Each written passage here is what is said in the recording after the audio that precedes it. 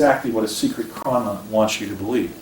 And who were they referring to as secret chronaut making this claim about Obama? Yours truly. I had begun to refer to myself as a U.S. chronaut.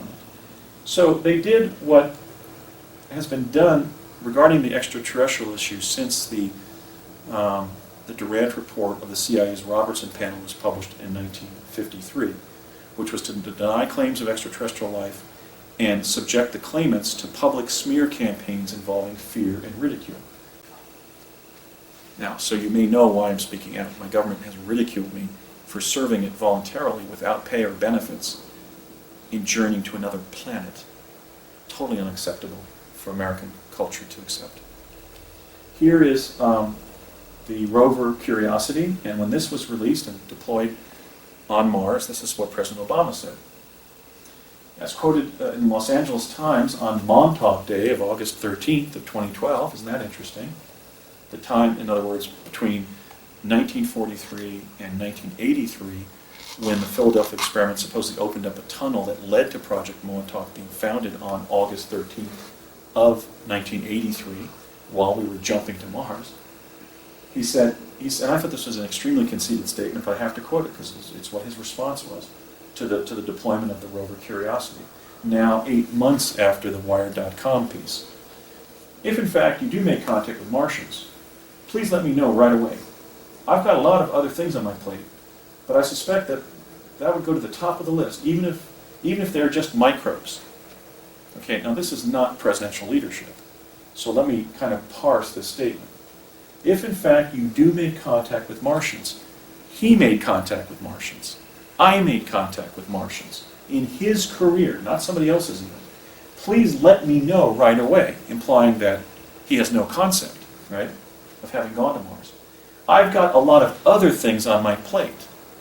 So here's the leader of the United States that passed legislation in 1958 tasking the space agency with its primary mission of fostering the expansion of human knowledge of space and the near-Earth environment.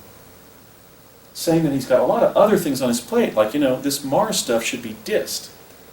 I don't think George Washington would have dissed outer space exploration. I don't think Jefferson would have. The Roosevelts, John Kennedy, Ronald Reagan, some of my favorite presidents in terms of who they were. But here we have actually a U.S. chronaut serving as president, soon to be re-elected the second time, not revealing that he was a U.S. chronaut and participant in the secret space program, telling the American people that he had other things on his plate rather than addressing whether we live in an inhabited solar system.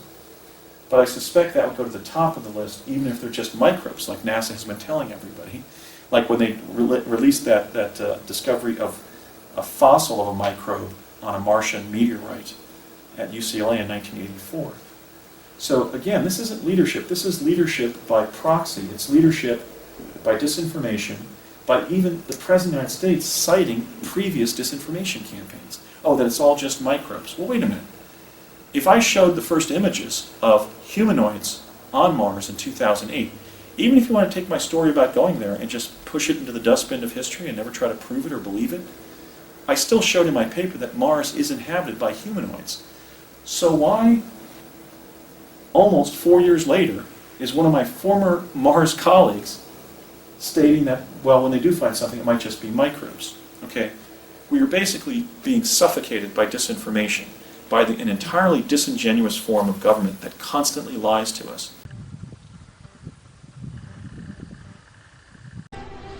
In 2001, after much negotiation, the Supreme Court justices ordered the current Congress to pass resolutions approving NESARA. This took place on September 9, 2001, 18 months after NESARA became law. On September 10, 2001, George Bush Sr. moved into the White House to steer his son on how to block the announcement.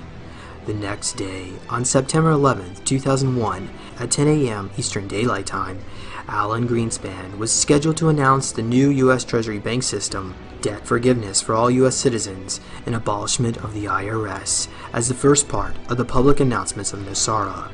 Just before the announcement at 9 a.m., Bush Sr. ordered the demolition of the World Trade Center to stop the international banking computers on floors 1 and 2 in the North Tower from initiating the new U.S. Treasury bank system. Explosives in the World Trade Center were planted by both CIA